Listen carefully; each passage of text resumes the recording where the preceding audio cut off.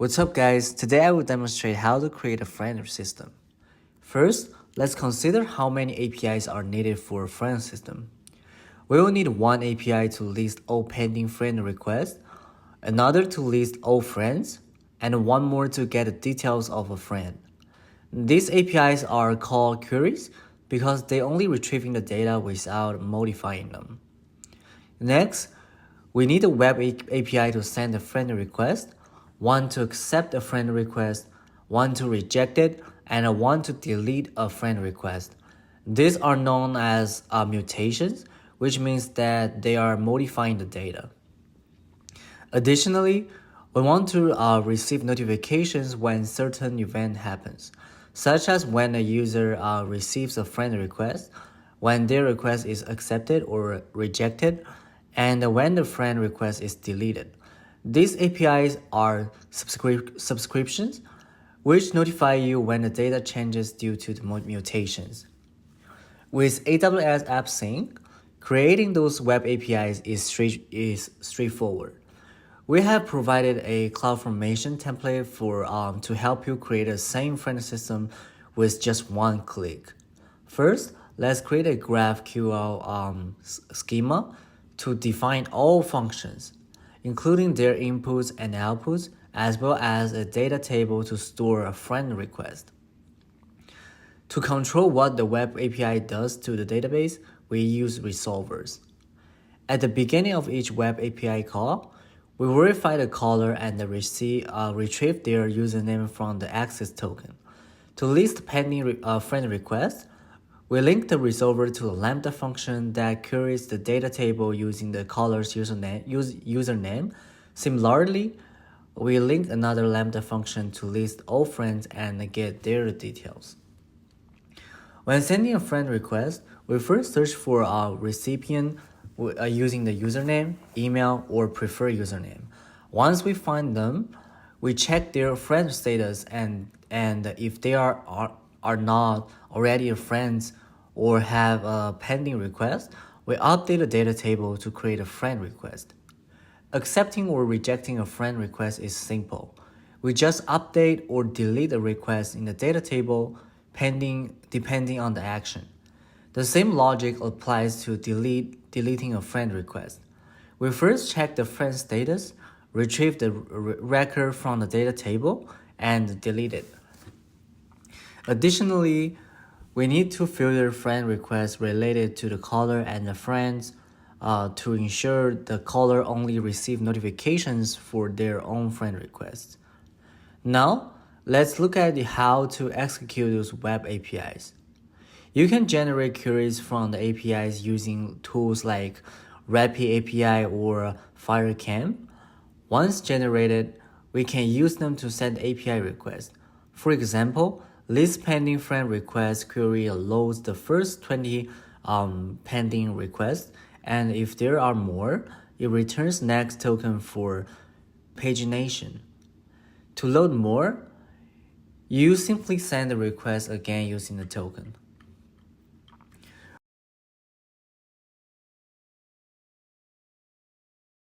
Refreshing the pending friend list works the same way.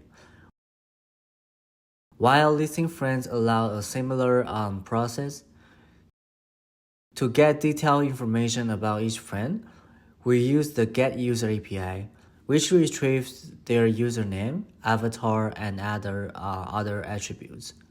To send a mutation request for a friend request, the process is similar to sending a query request. We gather the necessary parameters for a friend request API and submit the request. To allow the recipient to receive the friend request in real time, we need to subscribe to the friend request sign subscription. To handle this, we first set up a subscription handler to manage income messages. We then connect this handler to the API, specifying what we want to subscribe to. Inside the handler, an event is triggered when the data is received, allowing us to capture the friend request sent by the sender. Sending an accept, reject, or delete request follow a similar approach. To get notification when the recipient accepts, rejects, or delete a friend request, we also need to subscribe to these events. We can subscribe to 3 accept, rejected, and deleted using a single handler. And in event where data is received, we can distinguish between them by their unique IDs.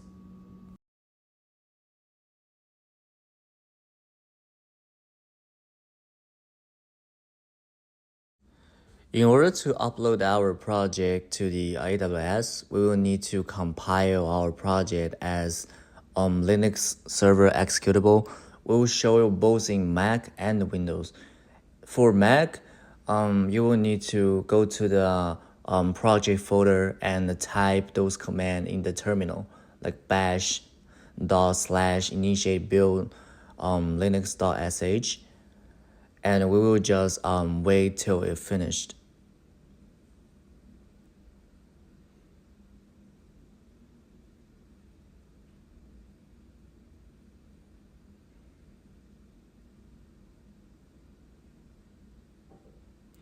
And in Windows, the step is pretty straightforward and easy.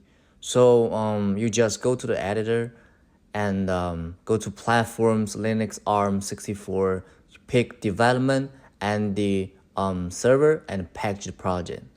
And that's it. Yeah, it's compiled. And very important, once you compile, you package your server, instead of zip the entire server, you will need to compress the content of the server, like showing the video. That's very important. If you not doing that, you will probably get some error, something like cannot find the path to the server file. So basically just follow what the video did, like right here, just compress the content of the folder instead of entire folder.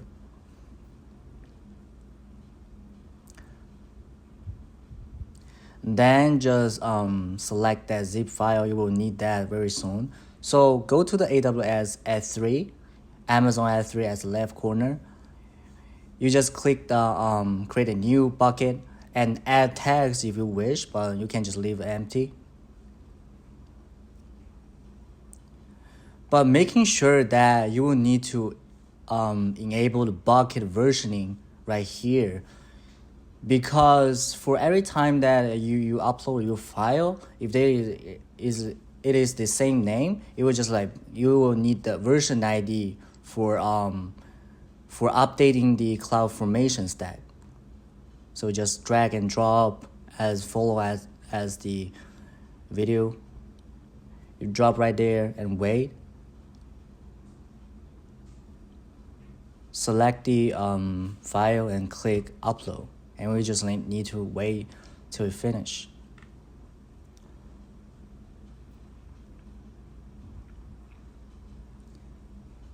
And then once it's finished,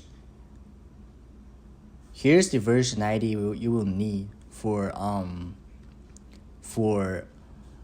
create or updating the CloudFormation stack.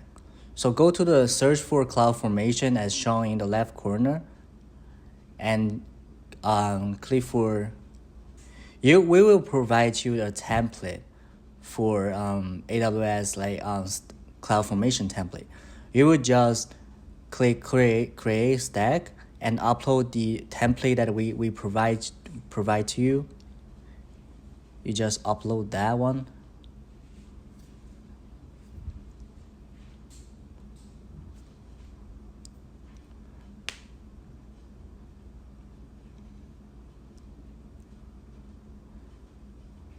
And for in order to successfully create this stack, you will need a bunch of information. So for stack name, you can just enter whatever you want. And for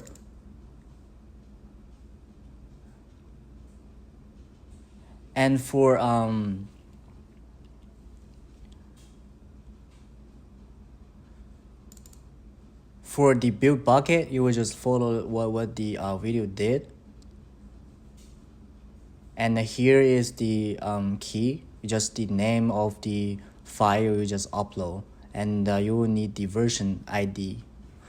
For those two parameters, you can just enter what we shown here. And here you will need the path to the server executable here. Just copy that, but that's the absolute path. You will just cut that from part and leave it as a relative part path. And if you want to add tags, do whatever you want, but you can just also leave it as empty. After doing that, you can just click next, and submit.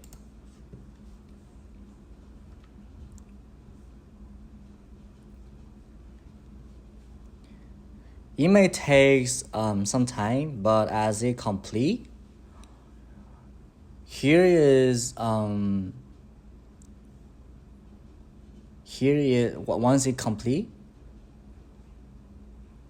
you will need those information in the outputs to update those variables in your game instance accordingly. So you just follow right here, and as like game live region, you just go to game live region and copy that alias ID. Pretty straightforward.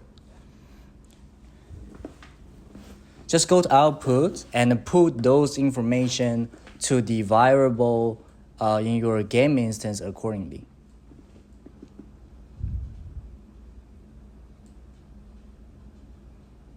Client ID.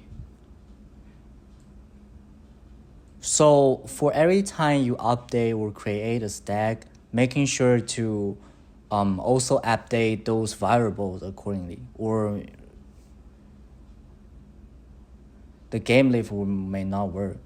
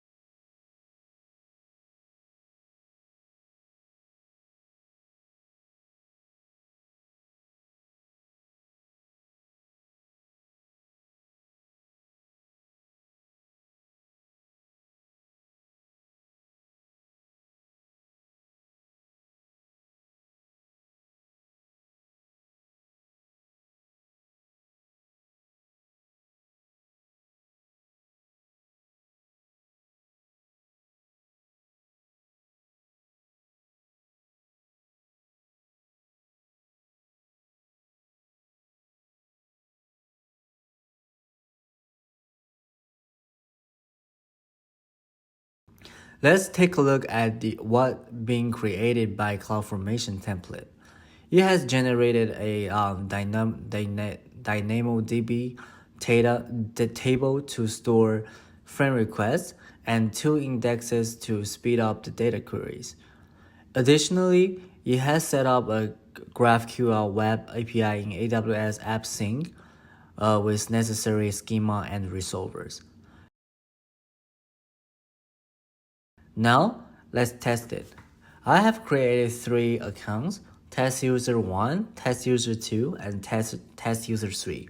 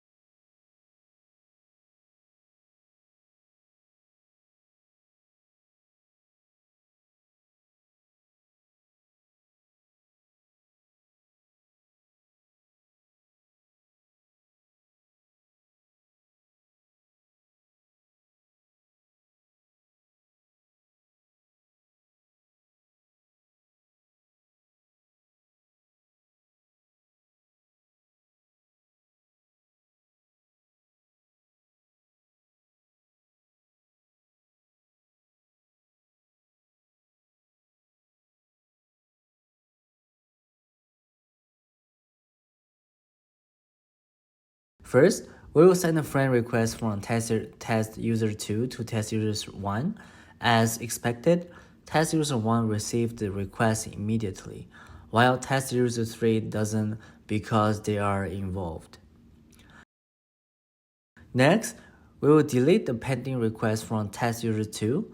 Test user 1 receives a notification and the request is removed from their pending friend list. Sending the request again from test user 2 to test user 1 produce the same result. Test user 3 remains unaffected.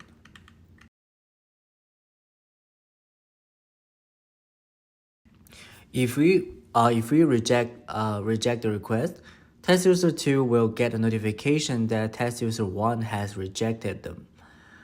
When we send another request and accept it this time,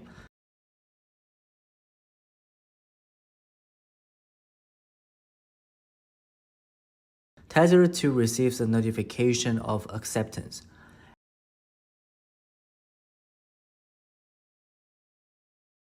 And the request is moved from pending list to friend list. Finally, when we remove a friend, both test user 1 and test user 2 sees the friend removed from their list. And that's pretty much all for this tutorial. Thank you guys for watching.